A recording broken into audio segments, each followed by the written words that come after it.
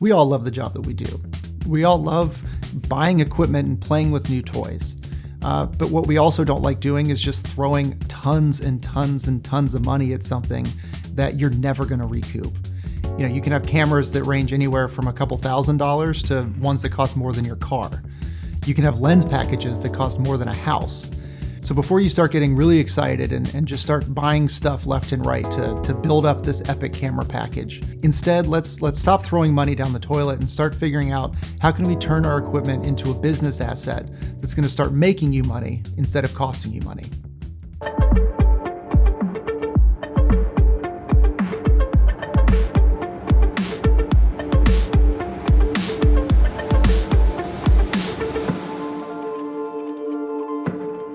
If you watch any of my other videos, you've probably heard me say things like gear doesn't matter. And to a certain point, this is true. Equipment is all there just to serve our creative needs. And so if you don't know how to use that item properly, it's not going to make you a better cinematographer. But at the same time, gear is important. It's an integral part of what we do. And instead of just throwing money at it to think it's going to solve your problems, I'm here to talk about how to make smart purchasing decisions and how to turn that item around to something that can make you money instead of losing it. All right, so I think the first step in trying to figure out what items are you going to buy is let's figure out what is it that you need right now. You might just start with a camera, a lens, and a tripod. And then if you have a job that comes up that you need to do your own sound, invest in some audio gear. Start to add it slowly to things that you're going to use on a regular basis, as opposed to, the neatest and coolest things that have come out that seems like it'd be something good to have, in the inventory, but you're not going to use on a regular basis. When it comes to figuring out how much am I going to charge rental rates on my equipment, the first step really is to just go out and do some market research, figure out what are people in my area renting these items for. And that can come from a variety of sources. That can come from talking with other owner operators. That can come from looking at the rental rates at equipment houses. And that can look at, what other people are renting it for on, again, things like KitSplit or ShareGrid, and start to understand, what is the going rate for this. It's important to figure out what is it that I can charge for these items so that you can recoup the money that you've invested into this. So first figure out how long is it going to take you to pay this item off, right? Is it going to take you 30 rental days to get your money back before you start making money? Is it going to take you longer? Figure out how much can I charge for this item, factor that into the equation, and see if it's something that actually makes sense to buy. If it doesn't, then don't buy it. Obviously the first step is being able to recoup the money that you've put into something. But then really the next step and the most important step is how can I actually start making money off of this item? If there's an item that you've had your eye on wanting to invest in and upgrade your kit with, especially when this comes to more expensive items like a camera or lenses, instead of thinking about let's just drop that money now and hope that the jobs come to pay for it, instead wait for a job to come along that can actually start paying for it. If you're going to be financing your equipment, figure out what is that amount going to be per month that you have to pay and break that down and say, can I make that much money per month from the jobs that I'm doing to pay for it? And if so, it's kind of a no-brainer, right? You're effectively having your clients financing the equipment for you. And that's a great way to think about this. Yes, there will be some initial investment that you're going to have to make to pay for this.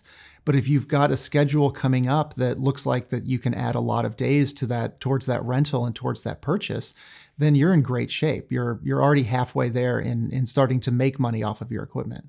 So when you're starting to come up with what that formula is of how many days is it going to take for me to pay this item off, things like cables or Noga arms for a monitor or, screws and accessories that build out your camera, that you just need to build into what the rental price of a certain item is.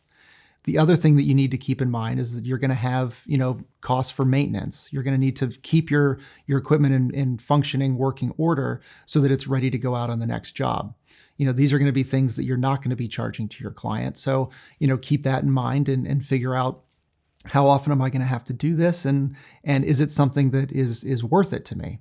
And I think the last part of this equation is there are going to be some items that just make sense to buy for your camera, right? If you're buying a camera, chances are you're going to need some kind of mounting accessories. So as you're going to have a top plate, you're going to have a top handle, things like that. Those are things that you're just going to have to invest in to be able to make it functional.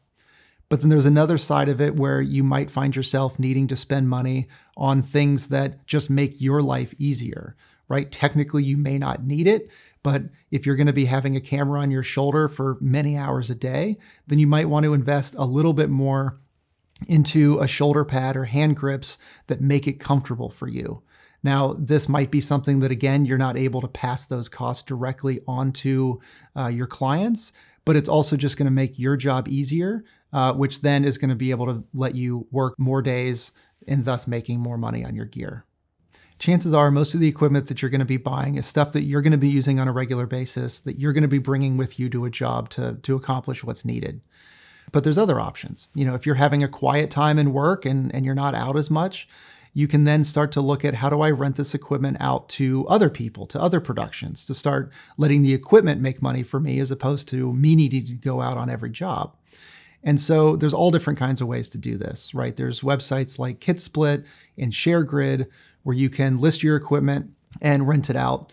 You can also obviously be in touch with other people that are working in the industry in your area and let them know the equipment that you have. And so if they ever come up and say they need a second camera for a job, they can reach out to you to rent that.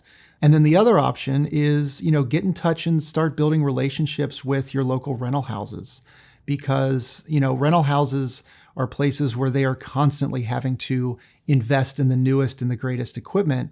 And that stuff can be pretty difficult to keep up with, especially if you're in a smaller market and it's just harder to invest in a wide array of different cameras. And so build a relationship with them and let them know what gear you have, because it might be something that that the camera that you just invested in is one that they're needing. They might reach out to you and say, hey, we've got this big rental client and we need your camera. Can we rent it for this number of days? And that's a great way to be able to, again, let the equipment start making money for you. So now that you've decided to start investing in some equipment and it's getting out into the world and you're renting it on jobs, it's really important to now start tracking that inventory. If you don't have a sense of how things are doing, then you're never going to know if that was a smart investment or not. And so, start by just creating a simple inventory in an Excel doc. List out things like what's the item, what's the serial number, what's the replacement value, and what's my purchase date. And then start tracking how many days have you rented that item. And once you start looking at that, you can start to get a better sense of, is this item tracking the way that I thought it would? Did I think it was going to take me 30 days to pay for this, but instead it's actually taken me 45 rental days to pay for this? Things that once you start seeing it laid out like that, you can start to understand, was this a smart decision? Did I invest a bunch of money in something that I thought I was going to be able to rent, but now that I see that I'm not actually renting it as much as I thought? Well, once you can start to see those things, then you can start to decide, well, maybe this wasn't a smart decision. Maybe I should sell this.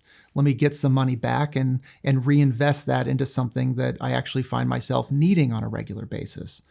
And so it's important to be able to track this stuff so that if it's not working for you, you can get rid of it as soon as possible to be able to recoup as much of your investment as you can, as opposed to sitting on it and then effectively selling it for scrap and not making any money at all. Something that is incredibly important, and yet another cost that you need to factor in, just the cost of doing business, is as you start to build up your equipment inventory, it's really important to have insurance on that equipment. Because if anything happens to that, you really don't want to think about, having to then lose all of the money that you've invested and having to rebuy that gear to be able to keep working. And so making sure that your equipment is covered is a really important thing to keep in mind. As much as we enjoy this job, I think we also have to remind ourselves at times that this is a job. And these pieces of equipment that we're buying are investments into our business. And these investments should really start returning and making you money on those investments. And so instead of just throwing money at stuff that you really want, make sure that you're buying stuff that you actually need and that you can charge for and that you can make money off of. So again, figure out, what is it that I can actually rent to my clients? Don't just buy stuff that you think that is going to make you look like a better cinematographer. Figure out the stuff that is actually going to make you a better cinematographer and make you more attractive to clients.